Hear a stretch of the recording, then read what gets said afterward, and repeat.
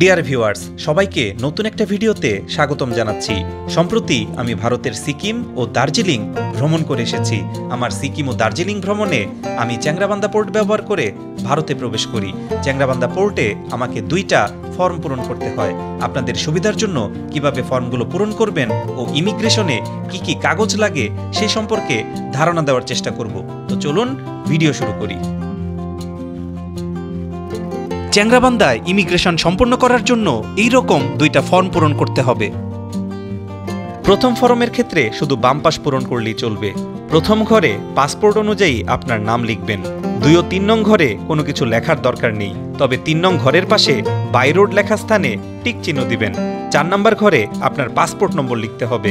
5 নম্বরে আপনার জাতীয়তা মানে বাংলাদেশি লিখবেন। 6 নম্বর ঘরে আপনার বয়স লিখবেন। আর 7 নম্বর ঘরে যেদিন বর্ডার অতিক্রম করছেন সেদিনের তারিখ দিবেন। 8 ও 9 নম্বর ঘর আগে থেকেই পূরণ করা আছে, কাজেই এখানে কিছু করতে হবে না। নিচের দিকে অর্থাৎ পার্ট এ অপশানের এ নম্বরে লেখা আছে আপনি শেষ 14 দিনে কোনো শহর বা দেশ ভ্রমণ করেছেন কিনা। যদি করে থাকেন তাহলে সে দেশের নাম লিখবেন, আর না করে থাকলে নো লিখে দিবেন। বি নম্বরে কিছু অসুখের লক্ষণের কথা লেখা আছে, যেমন আপনার জ্বর, কাশি, শ্বাসকষ্টের সমস্যা ইত্যাদি আছে কিনা এ সম্পর্কে তথ্য দিতে হবে। যদি কোনো সমস্যা না থাকে তাহলে নো অপশানে টিক চিহ্ন দিয়ে দিবেন। আরও নিচের দিকে আরও কিছু অসুখের নাম লেখা আছে, যেমন আপনার হাইপারটেনশন, ডায়াবেটিস, অ্যাজমা, ক্যান্সার ইত্যাদি আছে কিনা। এটা ট্যুরিস্ট ভিসার ক্ষেত্রে না লিখলেও চলে, তবে যদি লিখতেই হয় তাহলে নো লিখে দিবেন।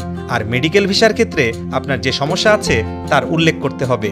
আর সর্বশেষে নিচের ঘরে আপনার স্বাক্ষর দিতে হবে। এবার আসি দ্বিতীয় ফর্মটার ব্যাপারে। এই ফর্মটা চ্যাংরাবান্ধা দিয়ে ভারতে প্রবেশ ও ভারত থেকে চ্যাংরাবান্ধা হয়ে ফেরার সময় অর্থাৎ 2 বারই পূরণ করতে হবে। ফর্মে 1 নম্বর পয়েন্টে আপনার নাম লিখতে হবে। নাম লেখার সময় লক্ষ্য রাখবেন যেন একটা খালি ঘরে একটাই অক্ষর বসে এবং সেটা যেন ইংরেজি বড় হাতের অক্ষর হয়। 2 নং ঘরে পুরুষেরা মেইলের বাম পাশের ঘরে আর মেয়েরা ফিমেলের বাম পাশের ঘরে টিক চিহ্ন দিবেন। 3 নম্বর ঘরে আপনার জাতীয়তা লিখতে হবে, অর্থাৎ বাংলাদেশি লিখবেন। 4 নম্বর ঘরে জন্ম তারিখ লিখতে হবে ও 5 নম্বর ঘরে আপনি যে দেশে বাস করছেন সে দেশের নাম লিখবেন, অর্থাৎ বাংলাদেশ লিখবেন। 6 ও 7 নম্বর ঘর পূরণ করতে হবে না। 8 নংয়ে পাসপোর্ট নম্বর দিবেন আর 9 নম্বর ঘরে পাসপোর্ট ইস্যুয়ের তারিখ দিবেন। ইস্যুর তারিখ আপনার পাসপোর্টেই লেখা আছে। যারা ফ্লাইটে ভ্রমণ করেন তারা 10 নম্বর ঘরে ফ্লাইট নম্বর দিবেন।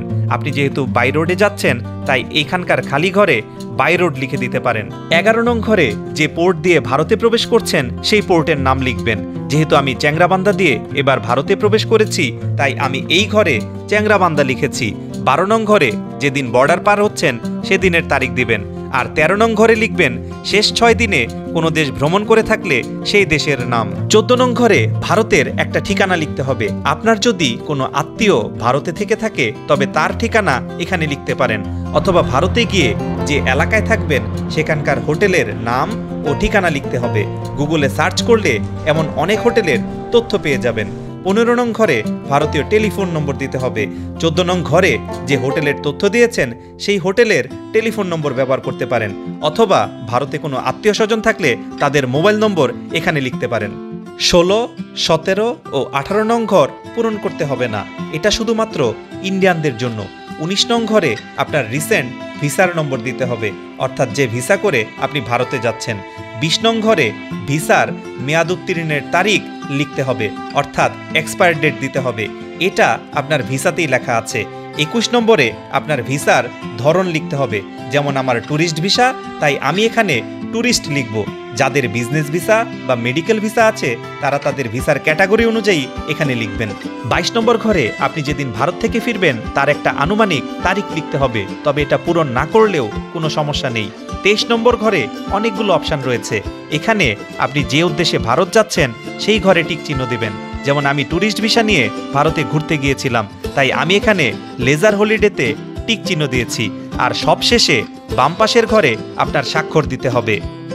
এই ফর্মগুলো পূরণ করে মূল পাসপোর্ট, ভিসার একটা ফটোকপি, পাসপোর্টের একটা ফটোকপি সহ ইন্ডিয়ান ইমিগ্রেশনে জমা দিলে আপনি খুব সহজেই ইমিগ্রেশন প্রসেস শেষ করতে পারবেন। সো ভিউয়ার্স, আজকের ভিডিও এই পর্যন্তই।